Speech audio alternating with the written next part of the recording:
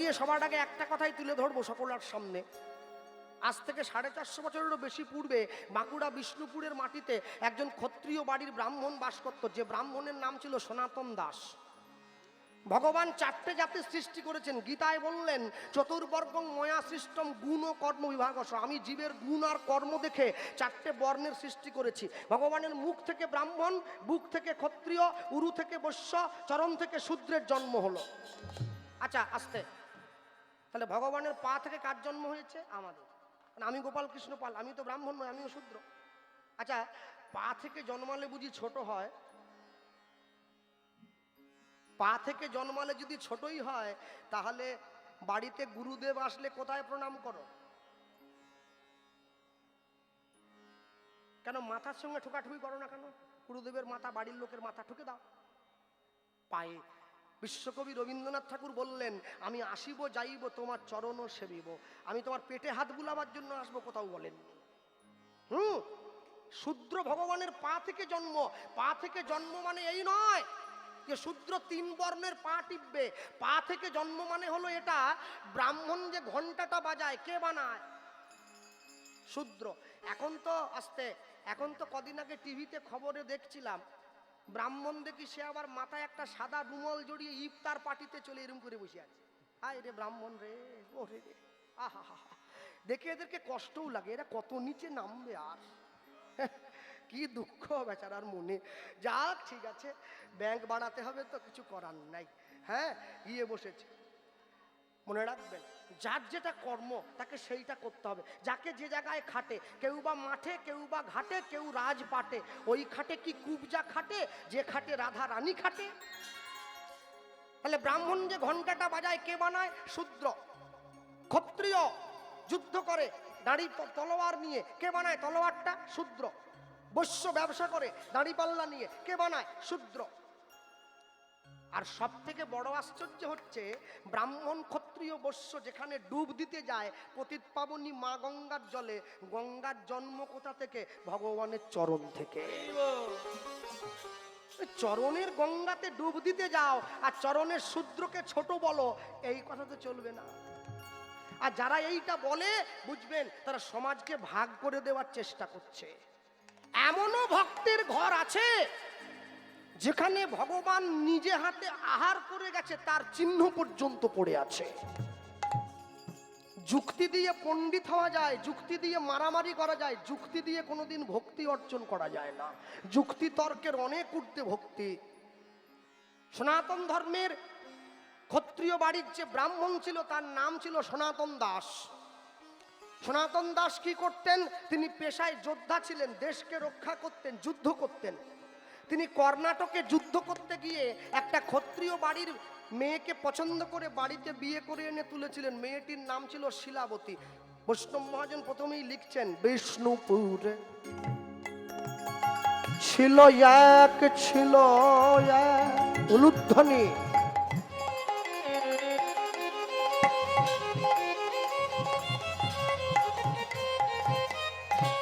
ওগো বিষ্ণুপুরে ছিল।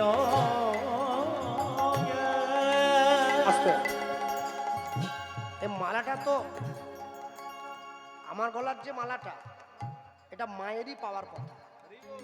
হ্যাঁ, তাই খুলে দিয়ে দিলাম। বহু কষ্ট করে আমার কীর্তন শিখিয়েছে, এই মালাটা তার পাওয়া। বিষ্ণুপুরে ছিল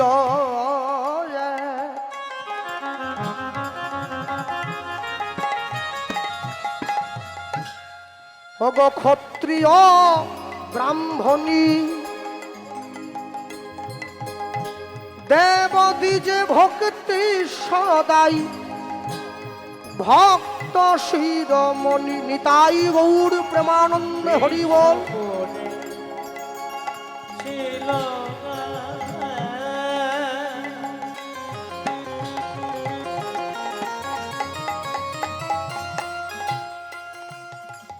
ওগো ক্ষত্রিয় রমণী,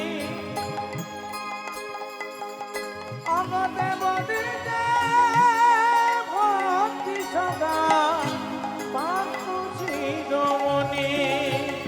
সদা কৃষ্ণ কৃষ্ণ কৃষ্ণ বলে নিতাই গৌর হরি বল।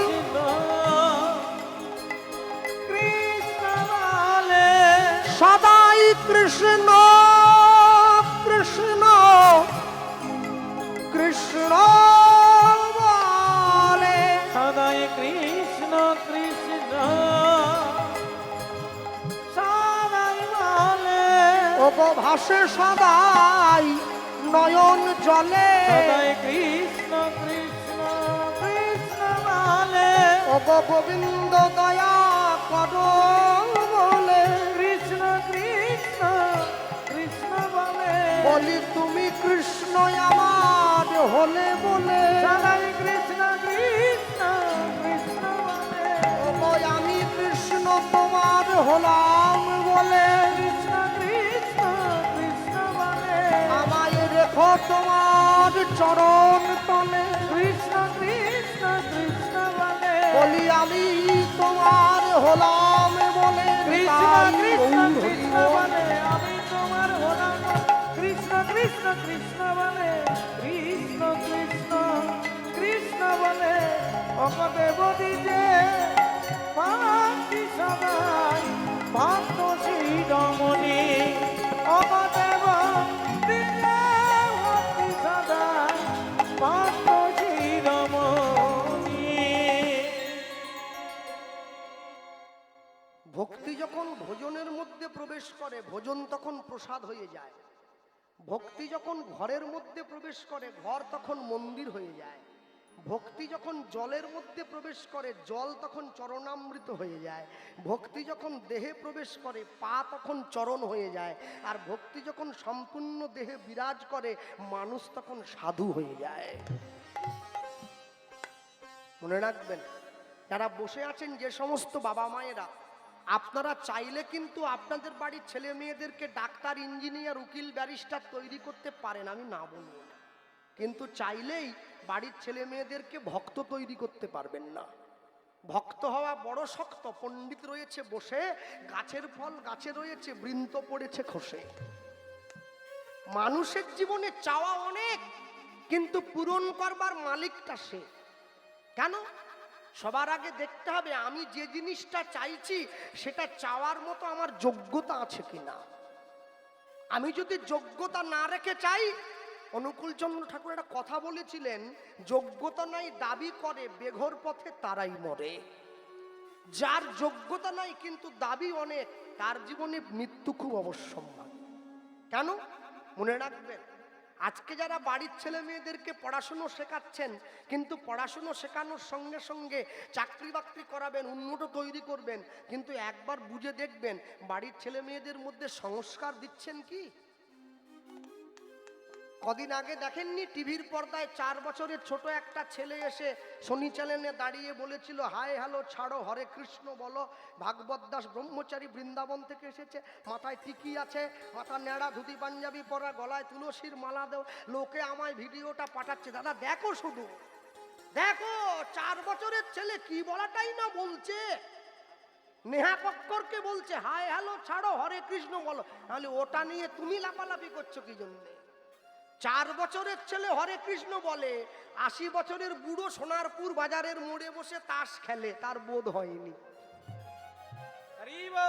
4 বছরের ছেলের বোধ হয়ে গেল, 80 বছরের বুড়োর বোধ হয়নি, সে তাস খেলছে। সে জানে আমার জীবনে এখনো বহুদিন বাকি আছে। হ্যাঁ, আর কবে বুঝবে? আর কবে বুঝবে? ভালো লাগুক আর না লাগুক রোজ খাবে তিতা, ইচ্ছা করুক আর না করুক রোজ পড়বে গীতা। তবে তো জীবনের শেষে মরে যাওয়ার পরে বুকে গীতা দিয়ে লাভ হবে। যে জীবনে গীতা পড়েনি, মরে যাওয়ার পরে তার বুকে একটা গীতা দিয়ে দিই, আর তখন কি হবে দিয়ে? হ্যাঁ, তখন কি? তখন লাভ নেই। বেঁচে থাকতে গীতা পড়ো। যখন বাবা মা বেঁচে থাকে, বাবা যখন বেঁচে থাকে তাকে তখন দুটো খেতে দাও। বাবা মরে যাওয়ার পরে পাড়ার লোক ডাকিয়ে খাইয়ে লাভ নেই, বাবা তো পেল না। মা যখন বেঁচে থাকে তখন মায়ের গলায় একটা মালা দিতে হয়। মা মরে যাওয়ার পরে মায়ের ছবিতে মালা দিয়ে কি হবে? মা তো পেল না। যখন তুমি বেঁচে থাকবে, যখন তোমার যৌবন, তখন করবে গোবিন্দ ভজন। কেন? তখন তোমার এক মন। আর যখন তুমি বুড়ো হয়ে যাবে, নানা রোগ ব্যাধিতে দেহ হবে অচেতন, তখন তুমি বুঝবে ভবে আসা আমার অকারণ। আমি অনেক ক্ষেত্রে অনেক মানুষকে দেখেছি, জীবনে যতবার তাকে বলি যে ভাই এবারে একটু হরিনাম করলে হতো না, বলে এখনো দেরি আছে, সময় এখনো বাকি আছে। হ্যাঁ, আরে পরীক্ষিত মহারাজ তবু জানতে পেরেছিল আমি 7 দিন পরে মরবো, আমি তো সেটাও জানি না 7 মিনিট পরেও মরে যেতে পারি। তাহলে আমি যদি নিজে নিজের মৃত্যু খবর জানতে না পারি, এই জীবন নিয়ে এত অহংকার কিসের? এই জীবন নিয়ে এত গর্ব কিসের? যে দেহ আপন জ্ঞানে যতন করো রাত্রি দিনে, সাজাও কত ভূষণ আবেশ, পরমাত্মা ভগবান যেদিন হবে অন্তর ধ্যান, শ্রীগাল কুকুরের ভুক্ত অবশেষ। মনে রাখবে, আজকে ইউটিউব এসেছে, ইউটিউবের দৌলতে এত কীর্তনের প্রচার বেড়েছে, গ্রাম থেকে গ্রামান্তরে কোনায় কোনায় মানুষ দেখছে। আচ্ছা ভাবুন, এই যে ক্যামেরাগুলো বসানো আছে, এদের যদি আমি কোনো জিনিসটা আমার পছন্দ না হয়, এই ছেলেগুলোকে ডেকে যদি বলি তোমরা আমার এই অংশটা ইউটিউবে ছাড়বে না, ওরা কিন্তু ছাড়বে না, আমি না বলি। আচ্ছা বলুন, চিত্রগুপ্ত যে ক্যামেরাটা বসিয়ে রেখেছে, ওকে যদি বলি তুই ছাড়বি না? 2 লাখ টাকা দিচ্ছি, বলে আমি ঘুষ খাইনি দাদা, আমি ছাড়বো। ও যা হবে, পৃথিবীতে একমাত্র কর্মচারী চিত্রগুপ্ত যে ঘুষ খায় না। হ্যাঁ, চিত্রগুপ্ত লোকের মানব জীবনের যত চিত্র আছে যে গোপন করে রেখে দেয়, সেই চিত্রগুপ্ত। ও ঠিক সময়ে গিয়ে প্রকাশ করে দেবে। হ্যাঁ, তুমি একাদশীর দিন ডিম ভাজা করে খেয়েছিলে, ও ঠিক ছবি তুলে রেখেছে ছেড়ে দেওয়ার জায়গায়। ও ছেলের মা আবার ছেলেকে সাহস জোগাচ্ছে, ও না জেনে খেলে কিছু হবে নি, খেয়ে নি দেখিনি। মামা বাড়ির আবদার, ভগবান যেন মাসির ছেলে হয়। না জেনে আগুনে হাত দিলে আগুন তাকে পোড়াবে নি, বলছে আর না জেনে হাত দিলে চুপুর দিয়ে দেখিনি। এত সোজা না, এত সোজা নয়। কেন? সব সময়ের জন্য মনে রাখবেন, আইনের চোখ কালো কাপড়ে বাঁধা। কোর্টে গিয়ে দেখলাম। আচ্ছা বলুন, কালো কাপড়ে বাঁধা, আমার মাকে প্রশ্ন করেছিলাম, মা বলে কি ওই কাপড়টা কালো না দিয়ে লাল দিলে হতো না, নীল দিলে হতো না, হলুদ দিলে হতো না, কালো কেন? মা খুব সুন্দর উত্তর দিয়েছে আমার, বলছে জানিস কালো একটা এমন রং যা জগতের সমস্ত রংকে ঢাকা দিয়ে দিতে পারে, তাই ওটা কালো কাপড়ে বাঁধা। অন্যায় কিন্তু কালো হয়, অন্যায় কোনোদিন সাদা নয়। কালো টাকা, কালো সম্পত্তি, সব কালো। তা বলে আবার এটা বলো না যারা কপালে কালো স্বরূপ করে আছে তিলকটা কালো বলে খারাপ। স্কুলের ব্ল্যাকবোর্ডের পিছনের রংটা কিন্তু কালো, কিন্তু যে কালোকে আমরা খারাপ বলি, সেই কালোটাই লক্ষ্য জাতির ভবিষ্যৎ নির্ধারণ করতে সাহায্য করে, তার উপরেই লেখাটা হয়। মনে রাখবে, যারা দেবাদিদেব মহাদেবের সুতো, ব্রহ্মচর্যের সুতো গলায় ধারণ করেছেন, সাদা সুতো, হ্যাঁ, মহাদেবের কাছে যখন যাবেন প্রণাম করবেন, এই সুতোটা বেঁধে যখন উপবাস করে তাতে জল দেবেন মহাদেবের মাথায়, তার কাছে গিয়ে চাইবেন, প্রভু হে দেবাদিদেব মহাদেব, আমরা যেন তোমার মতো করে নিজের সংসারটাকে পরিচালনা করতে পারি। মহাদেবের দিকে তাকিয়ে দেখলেন না, গলায় সুতো বেঁধে নিলেন, তাকিয়ে দেখুন মহাদেবের মেয়েকে। মহাদেবের মেয়ে হচ্ছে লক্ষ্মী, লক্ষ্মীর বাহনকে পেঁচা। আচ্ছা তাই যদি হয়, তাহলে মহাদেবের ছেলেকে, তার নাম গণেশ, গণেশের বাহনকে ইঁদুর। বাস্তব জগতে আমরা দেখি পেঁচা ইঁদুর ধরে খায়, পেঁচার খাওয়ারই ইঁদুর। আচ্ছা মহাদেবের সংসারে কোনোদিন দেখেছো নাকি এই ইঁদুরটা বসে আছে, পেঁচা গিয়ে ওকে ঠোকরাচ্ছে? এই হচ্ছে মহাদেবের সংসার। মহাদেবের গলায় কে আছে? সাপ। মহাদেবের ছেলেকে কার্তিক, তার বাহনকে ময়ূর। কোনদিন দেখেছেন নাকি ময়ূর গিয়ে সাপটাকে ঠক্কর দিচ্ছে? মহাদেবের কপালে মাথায় কে আছে? গঙ্গা। চোখে কে আছে? আগুন। দেখেছো গঙ্গা এসে আগুনটাকে নিভিয়ে দিচ্ছে। এই হচ্ছে মহাদেবের সংসার। হ্যাঁ, আজকে যদি এই যে সীতাকুণ্ড হরিণ, এই যে আপনাদের সুধী নাটাগাছি হরিনাম কমিটির সদস্যবৃন্দরা মনে করে এতদিন তো কীর্তন হলো, আগামী বছরে কীর্তন করাবো না, সন্ধেবেলা আমরা অনুরাগের ছোঁয়া সিরিয়ালের নায়িকা নিয়ে আসবো, প্যান্ডেল খুলে দিতে হবে, যা লোক হবে। হ্যাঁ, নায়িকার একটু হাত ধরবো, একটু ছবি তুলবো, সেলফি। হ্যাঁ, আচ্ছা বলুন, এত কষ্ট করে নায়িকাকে দেখে অটো ভাড়া করে বাড়ি গেলেন, কোনো কোনো মায়ের শাড়ির আঁচল পর্যন্ত ছিঁড়িয়ে গেছে ভিড়ের চোটে। কালকে সকালবেলা ঘর থেকে প্রণাম করে যখন কাজে বেরোবেন, অনুরাগের ছোঁয়ার নায়িকাকে প্রণাম করবেন তো? কাকে প্রণাম করবেন?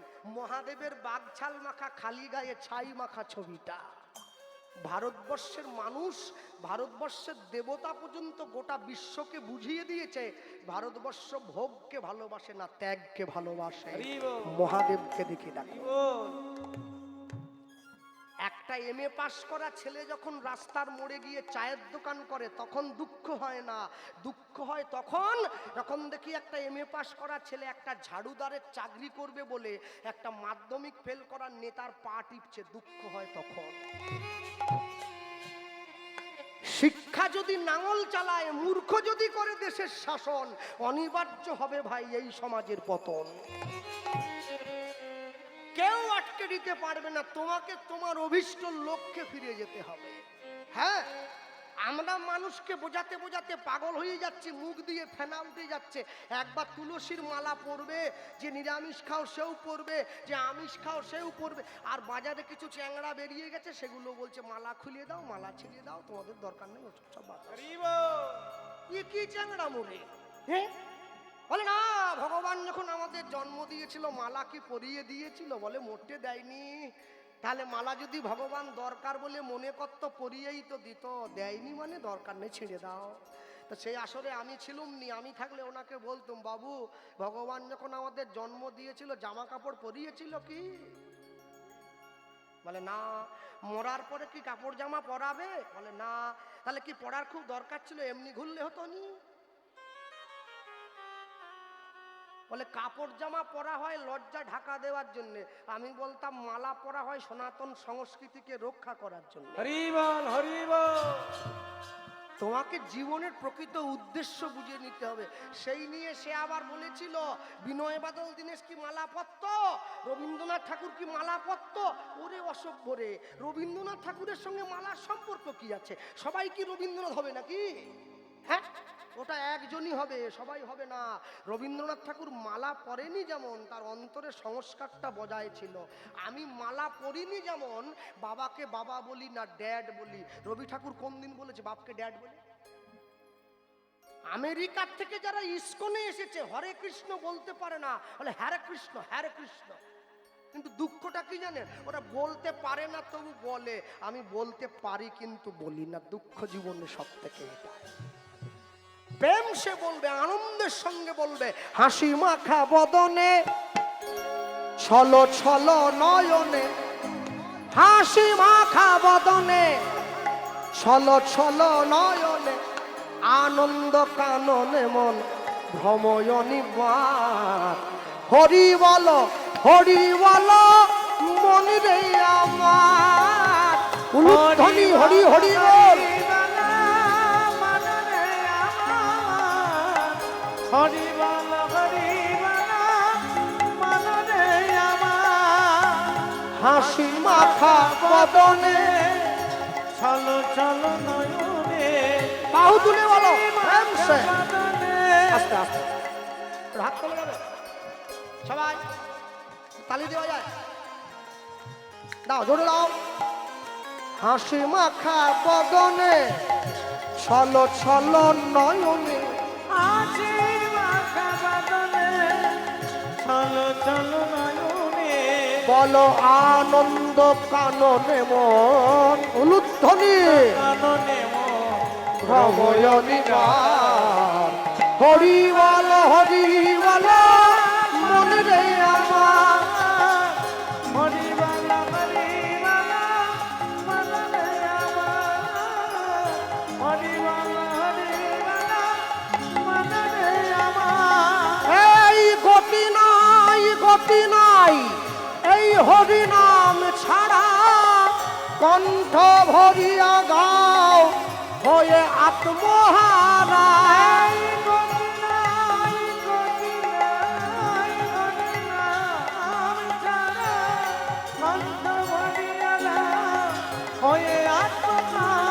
দেখো গতি নাই, গতি নাই এই হরি নাম ছাড়া, কণ্ঠ ভরিয়া গাও হয়ে আত্মহারা।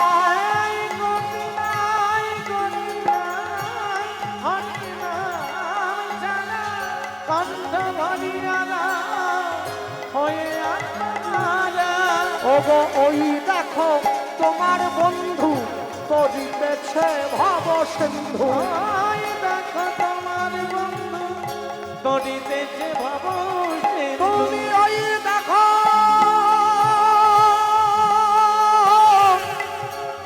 ওই দেখো, ওই দেখো, ওই দেখো তোমার বন্ধু তরিতেছে ভব সিন্ধু।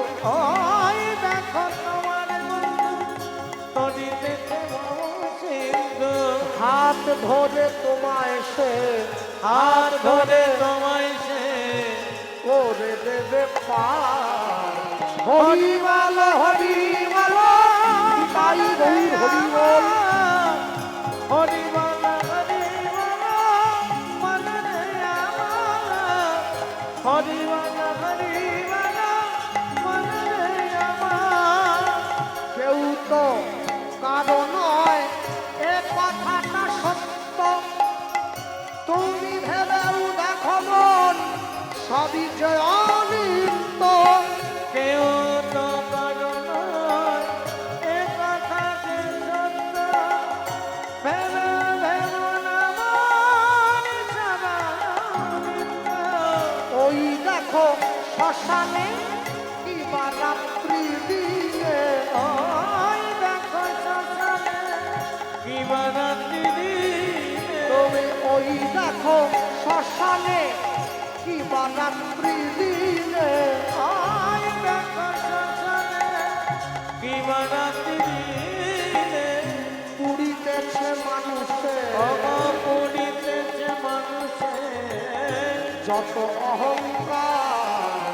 হরিবল হরিবল তাই গৌর হরিবল। হরিবল হরিবল মনরে আমার। চলো চলো নয়নে হাসি মাথা বদলে। চলো চলো নয়নে হাসি মাথা বদলে। আনন্দ কাননে মন, আনন্দ কাননে মন রঘু অবিরাম। হরিবল হরিবল মনরে আমার। তাই গৌর হরি হরিবল। হরিবল মনরে আমার। হরিবল হরিবল মনরে আমার। তাই গৌর প্রেমানন্দ। হরিবল তাই গৌর।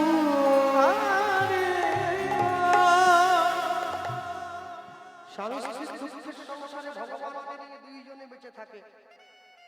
স্বামীর সঙ্গে এক সংসারে থাকতে গিয়ে দিন যায়, মাস যায়, বছর যায়।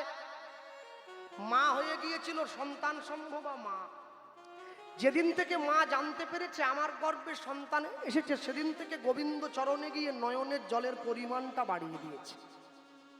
ভগবানকে বলছে, প্রভু ছেলে হোক আর মেয়ে হোক সেটা আমি খোঁজ নেব না, একটা জিনিসই চাইব, যেন ও প্রকৃত কৃষ্ণ ভক্ত হয়ে তোমার সেবাটা করতে পারে।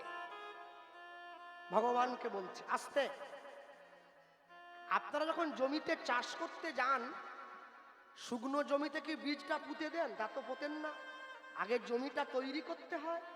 তাহলে মাতৃগর্ভরূপী জমিতে সন্তানরূপী বীজটা পোতার আগে জমিটাকে তৈরি করতে হয়।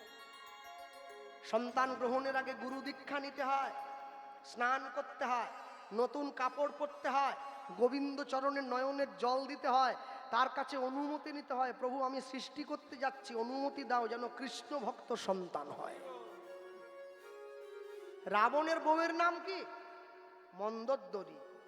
যদি সন্ধি বিচ্ছেদ করো, মন্দযুক্ত উদরী, উদর মানে পেট, পেটটাই খারাপ। পেটটাই খারাপ। 1,00,000 পুত্র, 1,25,000 নাতি, কেউ থাকেনি রাবণের বংশে দিতে বাতি। এরম সন্তানের জন্ম দেবে কেন? গান্ধারীর মতো 100টা সন্তানের জন্ম দিয়ে কি হবে? একটা সন্তানের জন্ম দেবে যেটা জগতের মাটিতে তোমার মান সম্মান উন্নত করে দেবে। কতকগুলো দিয়ে কোনটা চোর, ছ্যাঁচোর, জিটিংবাজ, গুন্ডা, বদমাস, লোচ্চা, লাফাঙ্গা, এ দিয়ে কি হবে? একটা জন্ম দাও, যে সন্তান জন্ম দিলে রাখে 100-র মান, মায়েরা জন্ম দেবে সেই সুমধুর পবিত্র সুসন্তান। সুসন্তান যাকে বলা হয়। মায়েরা 3 রকমের সন্তান জন্ম দেয়, একটা সন্তাপ, একটা সন্ত্রাস, একটা সন্তান। সন্তাপ কোনটা? যার জন্য বাবা মায়ের চোখের জল পড়ে, তাকে বলে সন্তাপ। সন্ত্রাস কোনটা? যে বাড়ির থেকে বেরিয়ে গেলে বাবা মায়েরা সবসময় ভয়ে ভয়ে থাকে, ফিরে আসবে কি আসবে না, তাকে বলে সন্ত্রাস। সন্তান কোনটা? যে বাবা মাকে বুকে জড়িয়ে ধরে বাবা মার চোখের জলটা মুছিয়ে দেয়, তাকে বলে সন্তান।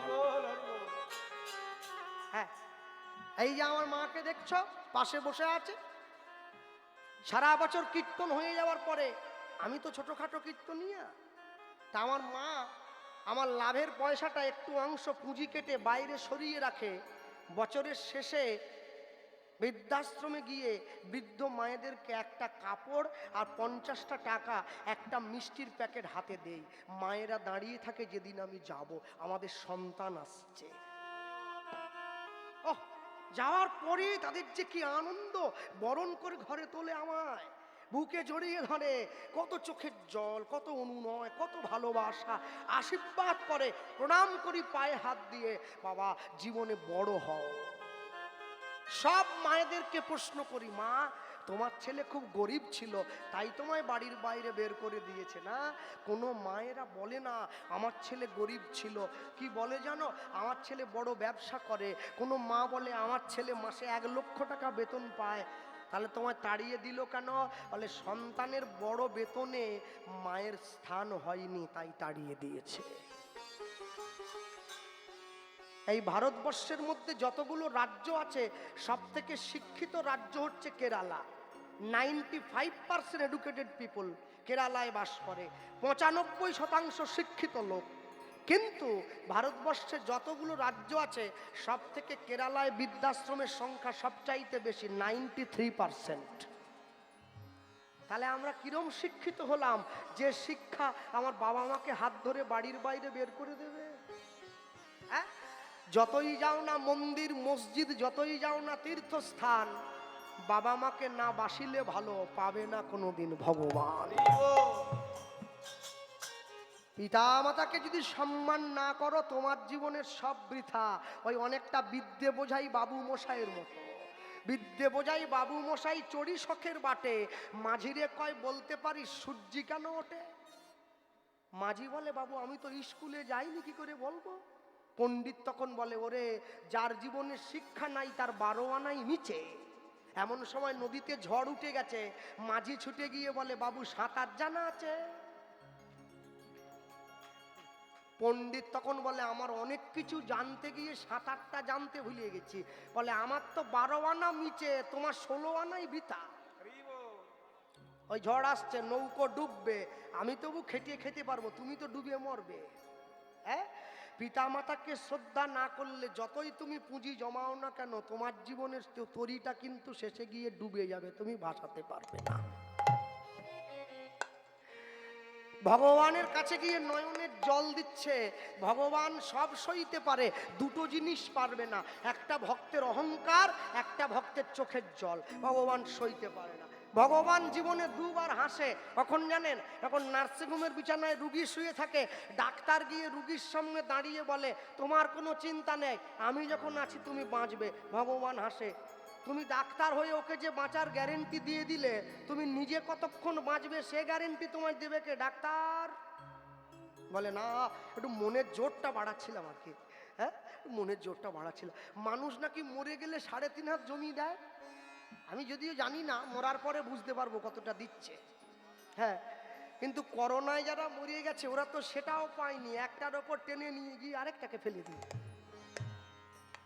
তাও দেখি মানুষের কি লাপালাপি, বলে হাম করেঙ্গা তাম করেঙ্গা বাঘ মারেঙ্গা, কোনো কিছুই মারতে পারবে নি, মশাও মারতে পারবে নি, চুপ করে চলে যেতে হবে, চুপ করে চলে যেতে হবে।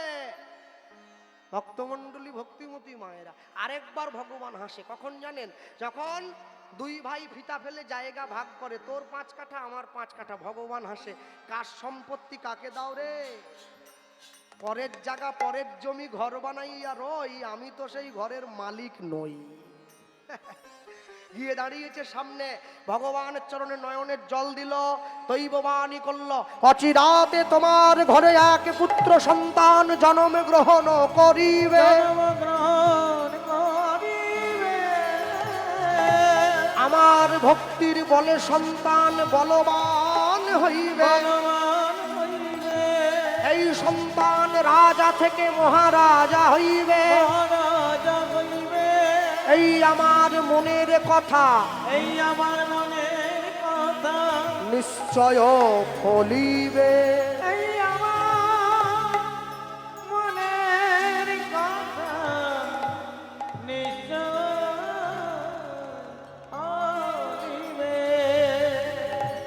ভগবান মাকে দৈববাণী করে বলল, তোমার ঘরে একটা পুত্র সন্তান জন্ম নেবে। আস্তে, পিতামাতার মৃত্যুর পরে পিতামাতাকে পিণ্ড দান করে পুত নামে নরক থেকে উদ্ধার করে বলে সন্তানকে বলা হয় পুত্র। এরপরে ভগবান বললেন, এই ছেলেটা রাজা নয়, এই ছেলেটা মহারাজা হবে। এইটা ভগবানের কথাটা মা মেনে নিতে পারলো না। কেন? রাজার ছেলে রাজা হয়, গরিবের ছেলে কোনোদিন রাজা হয় না। কিন্তু ভগবান যখন বলে দিয়েছে, কিছু একটা হলেও হয়তো হতে পারে। ভগবানকে প্রণাম করে উঠে দাঁড়িয়েছে, দরজার বাইরে দাঁড়িয়ে স্বামী দরজায় টোকা দিল, শিলাবতী দরজা খোলো, শিলাবতী দরজা খোলো। ছুটে গিয়ে দরজাটা খুলে দিয়েছে। আর যখনই দরজাটা খুলে দিয়েছে, দরজাটা খুলে দিয়েই দেখছে দরজার বাইরে স্বামী দাঁড়িয়ে আছে। কি তুমি দাঁড়িয়ে আছো? বাহ, তুমি যে এত সুন্দর করে আমার গোবিন্দকে সেবা দাও, আমি তো আগে জানতাম না। দাও, প্রসাদটা দিয়ে দাও। হাতটা বাড়িয়ে দিয়েছে। যখনই স্বামী হাতটা বাড়িয়েছে, মা যখনই হাতে প্রসাদটা দিল, প্রসাদটা দেওয়ার পরে মা নিজের স্বামীকে বলে উঠছে, কিছু বলবে? বলার জন্য দাঁড়িয়ে আছি। কি? ভগবানের ঘরে দাঁড়িয়ে স্বামী তার স্ত্রীকে বলে উঠছে, আগামীকাল সকালবেলায় আমি গয়া যুদ্ধে যাত্রা করব না। না।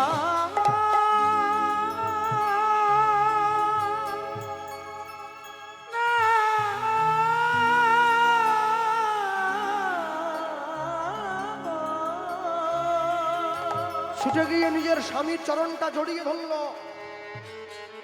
অগ্নি সাক্ষী করে 7 পাক ঘুরে, তুমি আমাকে তোমার স্ত্রী বলে গ্রহণ করেছ, বর্তমানে তোমার ঔরসে আমি 9 মাসের সন্তান সম্ভবা মা। ভক্তমণ্ডলী মায়েরা, আগেকার দিনে নিয়ম ছিল, মাতৃগর্ভে সন্তান থাকলে সেই মায়ের স্বামীকে কোনো জীব হত্যা করতে দেওয়া হতো না, যার জন্য সে সময়কার সন্তানগুলো এত ভালো ভালো হয়েছে। খাতায় লিখে নিন, জগতে যত ভালো সন্তানকে দেখছেন, কি ছেলে কি মেয়ে, সমস্ত ভালো সন্তানের মূলে আছে একটা করে ভালো মা।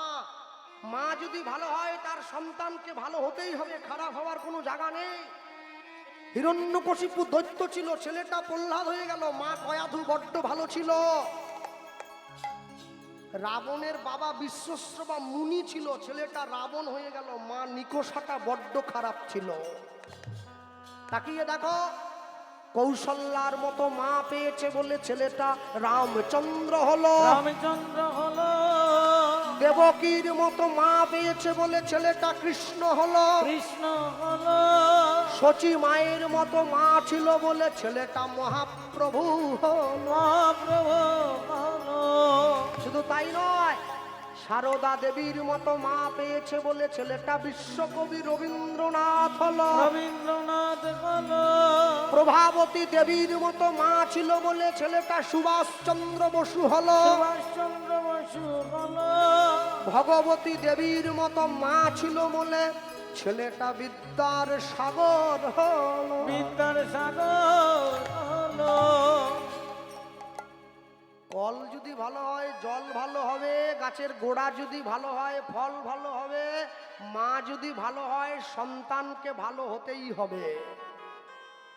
বিদ্যাসাগরের পদবী ছিল ঈশ্বরচন্দ্র বন্দ্যোপাধ্যায়। আমার বাড়ি থেকে 20 কিলোমিটার দূরে বাড়ি। বীরসিংহ গ্রাম। বিদ্যাসাগরের পদবী ছিল ঈশ্বরচন্দ্র বন্দ্যোপাধ্যায়। একজন বিধবা মেয়েকে বিয়ে করেছিলেন যার নাম দীনময়ী বন্দ্যোপাধ্যায়। বিদ্যাসাগরের ছেলের নাম নারায়ণ চন্দ্র বন্দ্যোপাধ্যায়। ছেলে বন্দ্যোপাধ্যায়, বৌমা বন্দ্যোপাধ্যায়, নাতি বন্দ্যোপাধ্যায়, মা বন্দ্যোপাধ্যায় নয়, ভগবতী দেবী। বিদ্যাসাগরের মতো দেবতুল্য সন্তানকে গর্ভে ধরে মা ওই বন্দ্যোপাধ্যায় পদবীতে আটকে থাকেনি, দেবীতে পরিণত হয়েছে। মা যদি ভালো হয় তার সন্তানটাকে ভালো হতেই হবে, খারাপ হওয়ার কোনো জায়গা থাকে না। ছুটে গিয়ে নিজের স্বামীর চরণটা জড়িয়ে যখন ধরেছে আস্তে। আমি একটা ছোট্ট কথা আপনাদের মনে করিয়ে দেই। ভারতবর্ষের উত্তরাখণ্ড বলে একটা জায়গা আছে। ওই জায়গার আশেপাশে, আমার ঠিক সঠিক জায়গার নামটা মনে পড়ছে না, একটা শিবের মন্দির আছে, যে শিব মন্দিরটার নাম হচ্ছে বাইজিনাথ শিব মন্দির বা বাইজনাথ শিব মন্দির। এই মন্দিরটা বানিয়েছিলেন ইংরেজ আমলে একজন ইংরেজ, যার নাম ছিল মিস্টার মার্টিন। 1941 সালে যখন ইংরেজরা এসেছিল ভারতবর্ষে, এসে যখন পাঠানদের সঙ্গে যুদ্ধ করতে গিয়েছিল, প্রত্যেকদিন মিস্টার মার্টিন তার স্ত্রীকে একটা করে চিঠি লিখতো, আমি ভালো আছি, তুমি চিন্তা করো না। হঠাৎ করে চিঠি আসাটা বন্ধ হয়ে যায়। ইংরেজ সাহেবের স্ত্রী চিন্তায় পড়ে যায়। কয়েকজন বাঙালি গিয়ে বলেছিল যে মা, আপনি আমাদের পাশে একটা শিব মন্দির আছে, দেবাদিদেব মহাদেব খুব জাগ্রত, আপনি তাকে গিয়ে একটু জানান না, নিজের স্বামী যাতে সুস্থভাবে ফিরে আসে। নিজের স্বামীর প্রাণ বাঁচাবার জন্য ইংরেজ বাড়ির স্ত্রী হয়ে দেবাদিদেব মহাদেবের চরণে গিয়ে লুটিয়ে পড়েছিল। 1 সপ্তাহ পরে চিঠি এসেছে, আমি ভালো আছি, তুমি চিন্তা করো না। তার 7 দিন পরে যুদ্ধক্ষেত্র থেকে সজীব অবস্থায় সুস্থ শরীরে নিজের স্বামী ঘরে ফিরে এসেছে। তুমি কি করে বেঁচে ফিরলে? বলে, যুদ্ধ করতে করতে আমরা অনেকটা এগিয়ে গিয়েছিলাম। স্বামী তার স্ত্রীকে বলেছে, যুদ্ধ করতে করতে আমরা অনেকটা এগিয়ে গিয়েছি, হঠাৎ করে পাঠান সৈন্যরা আমাদের ঘিরে ধরেছিল, আমরা বুঝেছিলাম মৃত্যু আমাদের অসম্ভব হবেই হবে, মৃত্যু কেউ আটকাতে পারবে না। হঠাৎ করে একটা মানুষকে দেখলাম, যে মানুষটা বিরাট বড়, গোটা গায়ে ছাই মাখা, গায়ে বাগছাল পরা, হাতে ত্রিশূল আছে, বড় চুল। সে এসে সমস্ত পাঠান সৈন্যদের পিছু হটিয়ে দিয়েছে, আমাদেরকে প্রাণে বাঁচিয়েছে। মা বুঝে নিয়েছে বাইজিনাথ মন্দিরে যে শিবের ছবিটা আছে সেই মানুষটার কথাই বলছে। নিজের স্বামীর হাত ধরে মন্দিরে নিয়ে গিয়ে বলেছিল, এই মানুষটাই কি তোমাকে বাঁচাবার জন্য ছুটে গিয়েছিল? সারা জীবন খ্রিস্টান হয়ে সনাতন ধর্ম গ্রহণ করেছিল, দেবাদিদেব মহাদেবের চরণে ফুল দিয়ে জীবন কাটিয়েছে। ভাবলে অবাক হয়ে যাবেন, 1941 সালে ভারতবর্ষের মাটিতে মন্দির তৈরি করেছিল। শিব মন্দিরটার বাজেট ছিল 15,000 টাকা, 1941 সাল। এখনো সেই মন্দিরটা আছে। তাহলে তোমরা বলো, যারা আমেরিকার থেকে এসে, ইংল্যান্ড থেকে এসে সনাতন ধর্মের মানুষের, সনাতন ধর্মের দেবদেবীদের প্রেমে পাগল হলো, আমি সেই ঘরের ছেলে হয়ে, সেই মাটিতে জন্ম হয়ে কি করে যীশু খ্রিস্টের জন্মদিনে ঝাউ গাছে চুনি লাইট দিয়ে সাজিয়ে হ্যাপি খ্রিসমাস বলে কোমর দুলিয়ে লেগে পড়ি? 33 কোটি দেবদেবী আছে ভারতবর্ষে, এরা যিশুর লুঙ্গি ধরে খাটাখাটি কেন করছে আমি বুঝতে পারছি নি। হ্যাঁ, বাড়ির ছেলে মেয়ের জন্মদিনে কেক কাটবে না, পারলে মিষ্টি বিতরণ করবে, মোমবাতি নেভাবে না, পারলে প্রদীপ জ্বালাবে, সমাজকে প্রকৃত সংস্কার দান করবে। মা যখনই ভগবানের ঘরে দাঁড়িয়ে কথাটা বলেছে, স্বামী বলে উঠল, আমি তোমায় কথা দিচ্ছি 7 দিনের মধ্যে আমি ফিরে আসব। যদি যুদ্ধক্ষেত্র গিয়ে আমার মৃত্যু হয়, আমি তথাপিও কোনো জীব হত্যা করব না। নিজের স্ত্রীকে বুঝিয়ে দিয়ে স্বামী চলে গেল। 1 দিন 2 দিন করে 7 দিন কেটে গিয়েছে। 8 দিনের দিন সকালবেলায় মা রান্না করে ভগবানকে ভোগ দিয়ে বসে আছে, স্বামী এলে একসঙ্গে প্রসাদ পাবে।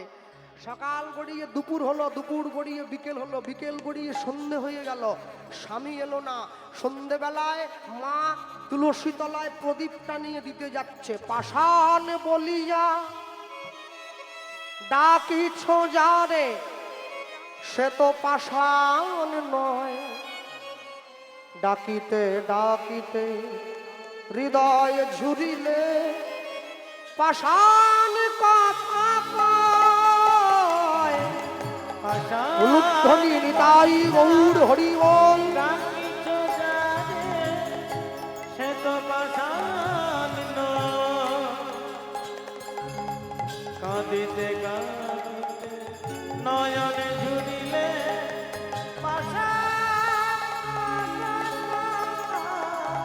নাও না পাষাণ বলিয়া ডাকিছ যারে সে তো পাষাণ নয়। ডাকিতে ডাকিতে হৃদয় ঝুরিলে পাষাণ কথা কয় পাষাণ নিতাই গৌর প্রেমানন্দ হরি ওম। ডাকিছ যারে সে তো পাষাণ কাঁদিতে কাঁদিতে নয়নে ঝুলিলে পাষাণ আমি পাষাণ নই,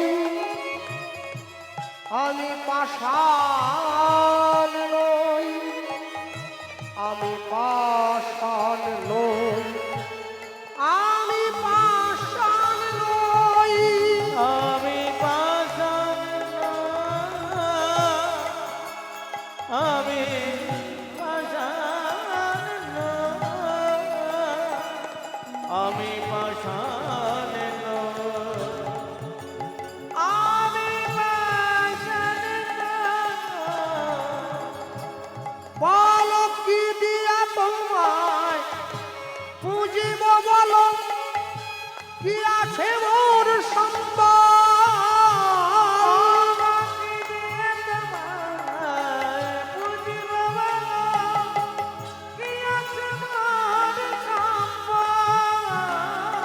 প্রভু কি দিয়া তোমায় পুজিব, বলো কি আছে মোর সম্বল।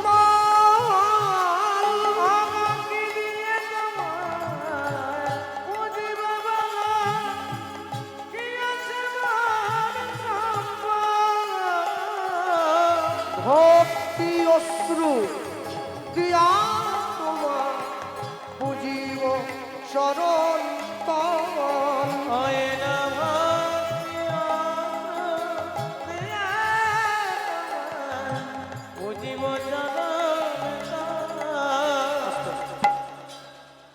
আরেকটা অনুরোধ করে গেলাম খোলা মঞ্চে দাঁড়িয়ে, আমি আসি চাই আর কোনোদিন না আসি। যে মন্দিরটা এত সুন্দর গ্রামের মধ্যে যেখানে সবাই প্রসাদ পাচ্ছিল, আমি দেখছিলাম এত সুন্দর যে মন্দিরটা বানিয়েছেন মায়ের মন্দির, যে সমস্ত গ্রামবাসীরা বসে আছেন এই জায়গায়, আপনারা প্রত্যেকে এই কমিটির বাবুদের হাতে 10 টাকা 5 টাকা করে ভিক্ষা দেবেন। এমনি নয়, এই মন্দিরের ওপরে একটা মাইক আর মেশিন লাগাবেন। আমার ইসলাম ধর্মের ভাইয়েরা ভোর 5টার থেকে নামাজ পড়ে, আমাদের মন্দিরে ভোর 4টের থেকে হরিনাম সংকীর্তন বাজবে। হরিনাম শুনে মানুষের ঘুম ভাঙবে, তবে তো আমরা বুঝবো যে আমরা এখনো সুস্থ আছি। কি দিয়া তোমায় পুজিব, বলো কি আছে মোর সম্বল। কি দিয়ে তোমায় পুজিব, কি আছে মোর সম্বল। ভক্তি অশ্রু দিয়া তোমার পুজিব চরণ তল। ওই না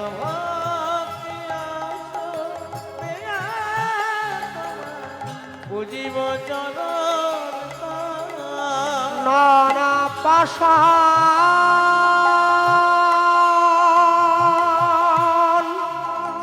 বলিয়া ডাকিছ যারে বলো সে তো পাষাণ নয়। ডাকিতে ডাকিতে হৃদয় ঝুরিবে পাষাণ কথা কয়। বাজারে বলিয়া ডাকিছ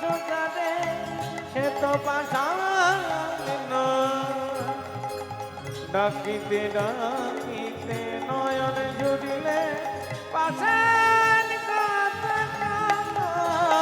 আমি পাষাণ নই, পাশানে আমি পাষাণ নই, পাশানে আমি পাষাণ।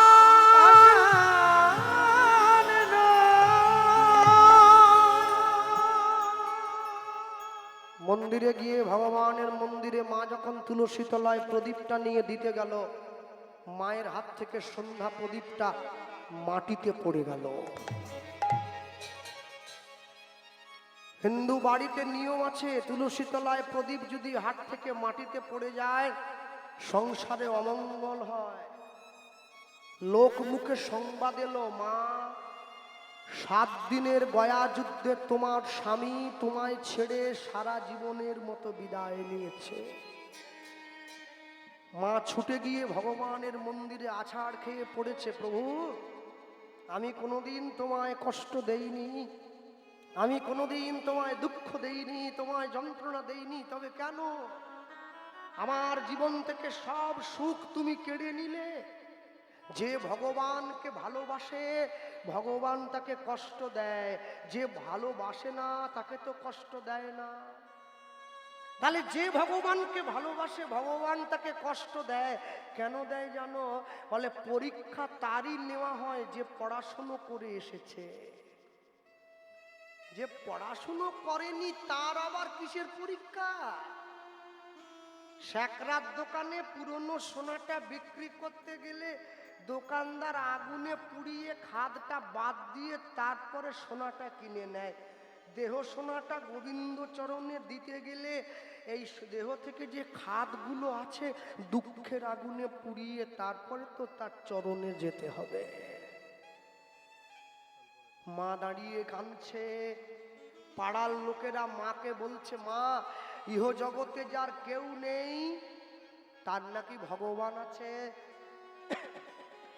আসতে এই যে যারা বসে আছেন আপনাদের পাশাপাশি বারুইপুর আছে, আমরা যখন বারুইপুরের দিকে কীর্তনে আসি অনেক অনেক মালিক বাবুকে বলি, বাবু দুটো পেয়ারা নেব, এত সুন্দর গাছ হয়েছে আপনার বাগানে। বলে দুটো কি বলছেন, যতগুলো উঁচায় ধরে আপনার নিয়ে যান না। শুনুন, পেয়ারা নিচ্ছেন নিন, আরেকটা কথা দিয়ে যান। কি কথা? সামনের বারে কিন্তু আসতে হবে, আমি যদি বেঁচে থাকি সে নাহলে আসবো। পেয়ারা ছিঁড়ে নেন, ছিঁড়ে নেন। দলের ছেলেরা নিচ্ছে, আমি পারছি। মালিক বাবুর স্ত্রী দূর থেকে দাঁড়িয়ে দেখছে, ছেলেটা কীর্তনও করলো, 1 বান্ডিল টাকাও নিল, আবার পেয়ারা ওগুলোও ছিঁড়ে নিচ্ছে। আমি তো বুঝতে পারছি মায়ের ভাবটা ভালো না, তাকিয়ে আছে। বলে, ও মা পেয়ারা নিচ্ছি বলে কি ভাবলে পাপের ভাগ নেব নাকি? পাপ করলে রাশি রাশি ভোগ করবে না মাসি পিসি। গায়ে যখন ফোড়া হয় ডাক্তার কি বলে, আরেকটু সহ্য করো, আরেকটু সহ্য করো, এক্ষুনি এক্ষুনি। কে সহ্য করবে? ডাক্তার। যার ফোড়া হয়েছে সে সহ্য করবে। আজকে কীর্তন শোনার শক্তি আছে, বাড়িতে গিয়ে ঘুমিয়ে পড়লে পাখা চালিয়ে একদিনকে শুনতে চাইবে, গায়ে শক্তি থাকবে না। হরি বল, হরি বল।